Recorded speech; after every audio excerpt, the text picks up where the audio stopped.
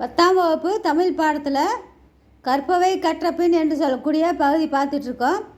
8வது இயல் உரைநடை பகுதி பார்த்தாச்சு. அடுத்தது வரக்கூடியது செய்யுள் பகுதி. ஞானம் என்று சொல்லக்கூடிய செய்யுள் தலைப்புக்குரிய கற்பவை கற்றபின் வினாவும் விடையும். இதில் 2 வினாக்கள் கொடுக்கப்பட்டிருக்கு. ஒரு வினாவை இந்த பதிவில் பார்ப்போம். துளிப்பா ஒன்றினை தேர்ந்தெடுத்து அதில் வெளிப்படும் கருத்தனை பற்றி வகுப்பறையில் 2 நிமிடம் உரை நிகழ்த்துக. சாலை புலம்பல். கொடுக்கப்பட்ட தலைப்பு சாலை புலம்பல்.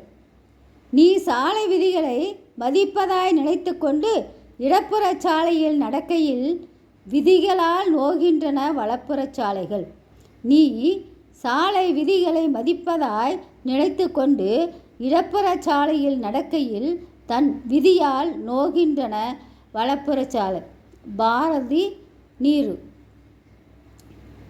2வது, என் மீதான கோபத்தால் உன் இதழ் கடக்காமல் சிக்கி தவிக்கும் வார்த்தைகளினால் பிரசவிக்கும் மௌனங்களின் வழி புரிகிறது எனக்கு. பிரசவிக்கும் மௌனங்களின், பிரசவனா உச்சரிக்காமல் அமைதியாக இருக்கணும். வழி புரிகிறதுனா துன்பம் புரிகிறது எனக்கு. நீ பேசா நொடிகள் போல் நீ கேட்கா நொடிகளும் மீள முடியாத சாபம்தான் இப்பிரபஞ்சத்தில் எனக்கு. மீள முடியாத சாபம்தான் இப்பிரபஞ்சத்தில் எனக்கு. பிரபஞ்சம்ங்கிறது உலகம்.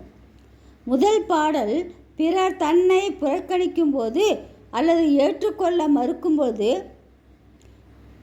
உள்ளம் வருந்துகிறது என்பதை சாலை புலம்புவது போல கூறியுள்ளார் புலவர். அடுத்து 2ஆம் பாடலில் என் மீதுள்ள கோபத்தால் நீ பேசாமல் இருக்கும்போது இந்த யுகம் கூட வீண்தானே, இவ்வுலகமே எனக்கு பெரும் சாபம்தான் என்கின்றார் என்று துளிப்பா பகுதியை இதில் கொடுத்துருக்கு. துளிப்பானா குறுகிய அடிகளால் சொல்லப்படுகின்ற கருத்து.